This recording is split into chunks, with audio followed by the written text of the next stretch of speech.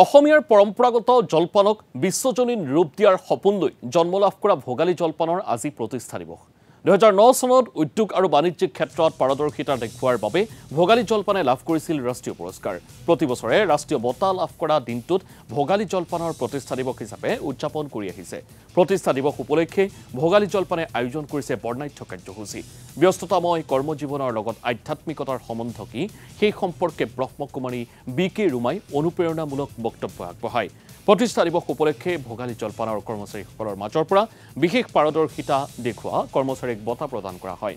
অসমীয়াৰ পৰম্পৰাগত জলপানক বিশ্বজনীন ৰূপ দিয়াৰ সপোন লৈ কাম কৰি যোৱাৰ প্ৰতিশ্ৰুতি ভোগালী জলপানৰ স্বত্বাধিকাৰী অজিত শৰ্মাৰ। আমাৰ 2009 চনত আমি ভাৰত চৰকাৰৰ তৰফৰ পৰা উদ্যোগ আৰু বাণিজ্য ক্ষেত্ৰত আমি ৰাষ্ট্ৰীয় পুৰস্কাৰ পাইছিলোঁ। সেই ৰাষ্ট্ৰীয় পুৰস্কাৰ যিটো পাইছিলোঁ MSC এৱাৰ্ড, সেই এৱাৰ্ডটো আচলতে আমি আমাৰ ভোগালী জলপানে বাৰ্ষিক দিন হিচাপে পালন কৰি আহিছে। বিগত প্ৰায় 15 বছৰৰ যদিও এইটো হৈ আছে। এইবাৰ আমি অলপ ব্যতিক্ৰম কৰিছোঁ।